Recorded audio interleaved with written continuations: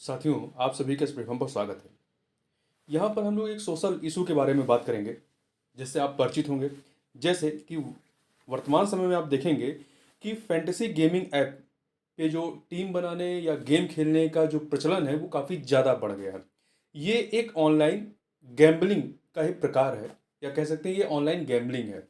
इसका किस प्रकार से समाज पर नुकसान पड़ रहा है और ये किस प्रकार से घातक है, उसी के बारे में इस वीडियो में हम लोग बात करेंगे। मतलब कि यदि आप ड्रीम इलेवन या माई सर्किल जैसे प्लेटफॉर्म पे, गेमिंग प्लेटफॉर्म जो है, इस पे यदि आप टीम बनाते हैं, पैसे लगाते हैं, जैसा कि आप लगातार जो आईपीएल चलता है इसके ऐड में देखते हैं, लगातार टीवी पे जो ऐड देखेंगे, यूट्यूब पे चीज़ें देखेंगे, तो वहाँ पे लगातार बड़े बड़े सेलिब्रिटी जो क्रिकेट टीम के खिलाड़ी हैं, उनके द्वारा लगातार जो है इन ये जो गेमिंग ऐप है, फैंटेसी गेमिंग ऐप है, इनके लगातार प्रमोशन किए जाते हैं और आपसे ये लगातार कहते रहते हैं कि आप आइए और इस पे अपनी टीम बनाइए, इसमें पैसे इन्वेस्ट करिए और आप करोड़पति बन सकते हैं। ऐसा आपको एक सपना दिखाया जाता है।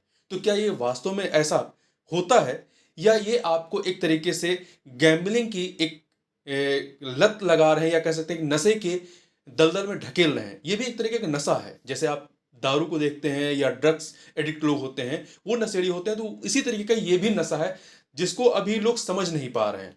इसका अभी आप कुछ समय बाद देखिएगा, इसका जो एक दुष्परिणाम होगा वो समाज में किस प्रकार से दिखाई पड़ेगा। आपने देखा होगा आपके अगल बगल या आप ही में से बहुत सारे लोग जो होंगे इस पे ऐप बनाते होंगे, मतलब इस पे टीम बनाते होंगे और खेलते होंगे। बहुत सारे उसमें से पढ़ने लिखने वाले लोग होते हैं, बहुत सारे नौकरी पेशा लोग होते हैं, और अब लगातार आप न्यूज में भी देखते होंगे कि बहुत सारे लोगों ने टीम बनाई या कर्ज के दलदल में फंस गए और उन्होंने फांसी लगा ली। अभी कुछ समय पहले ही एक न्यूज आई थी, कोई शिक्षक थे, टीचर थे वो, उन्होंने इस पर टीम बनाई थी और इस पर पैसा लगाया था, करीब 25 लाख रुपए जो है वो हार गए थे, और उसके बाद उन्होंने क्या किया, सुसाइड कर लिया।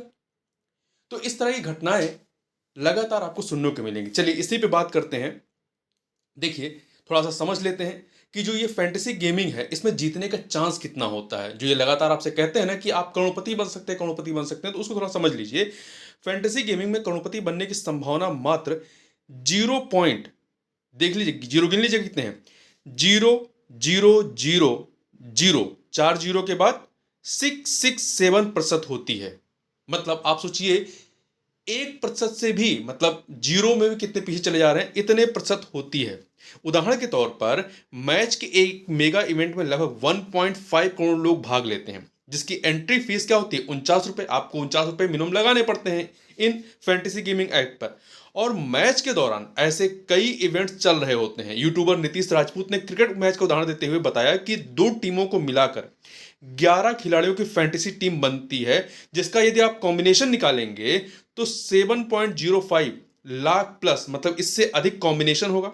और कैप्टन व वाइस कैप्टन के 110 कॉम्बिनेशन को मिला दें तो टोटल कॉम्बिनेशन 7.75 करोड़ प्लस बनते हैं, मतलब इससे अधिक बनते हैं।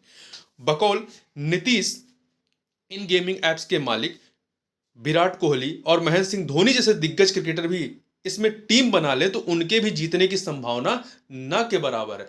तो कुल मिला के इससे क्या पता चलता है कि ये कोई स्किल्ड गेम नहीं है कि आप अपनी स्किल से जीत सकते हैं। जैसा ये प्रमोशन किया जाता है कि यदि आप खेलना जानते हैं, क्रिकेट के बारे में जानते हैं, तो आपको यहाँ पर टीम बनानी चाहिए। ये सब बकवास चीजें होती हैं।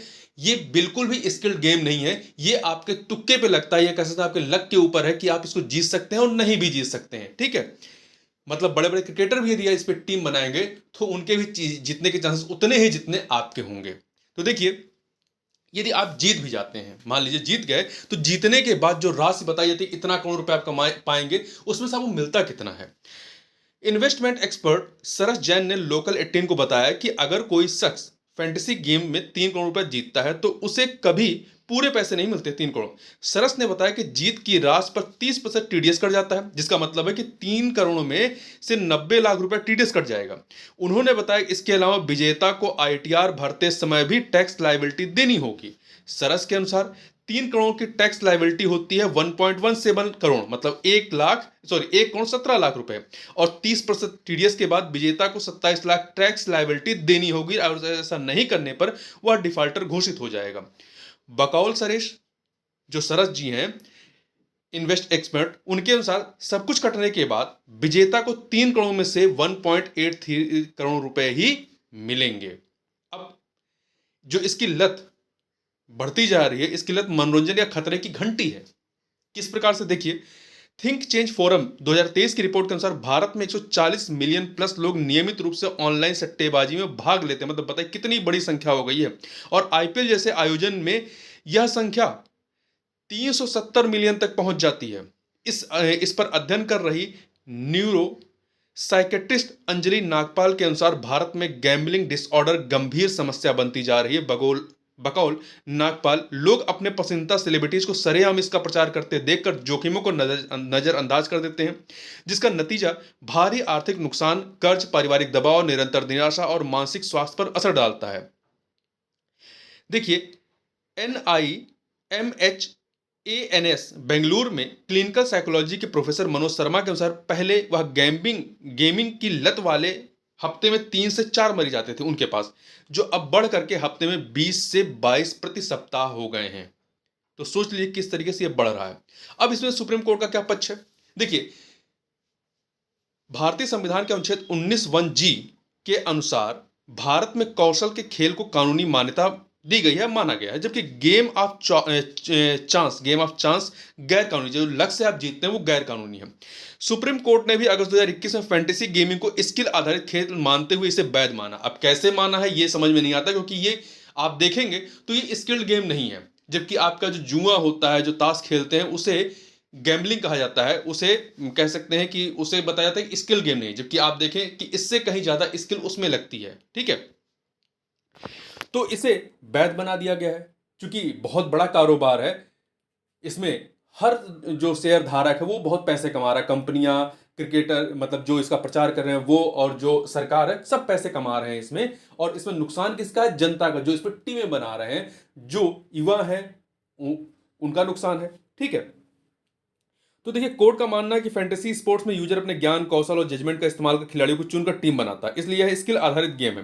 हालांकि फैंटेसी गेमिंग के जोखिमों को देखते हुए कई सारे राज्य, जैसे कि आंध्र प्रदेश, तेलंगाना, असम, उड़ीसा, सिक्किम और नागालैंड से कुछ राज्यों ने इसके इस्तेमाल पर प्रतिबंध लगाया है।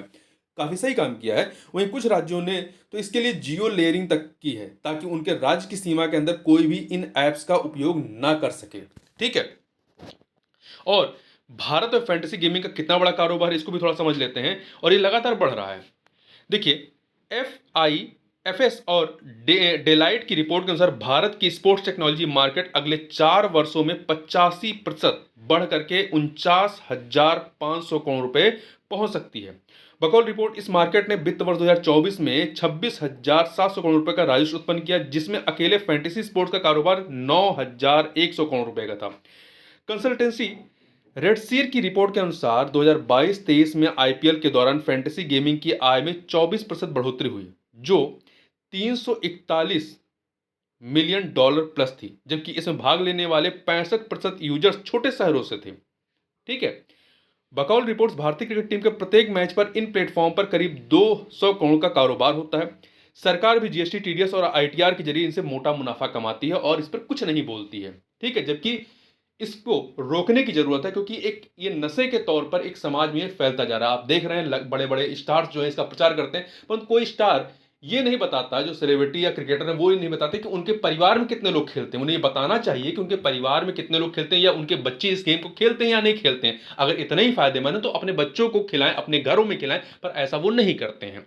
तो ये आपको समझने की जरूरत है कि ये एक नशा है, इससे आपको बचने की जरूरत है। तो यही इस वीडियो में बताना था। तो इस वीडियो में बस इतना ही। मिलते हैं नेक्स्ट वीडियो में, तो तक के लिए बहुत बहुत धन्यवाद।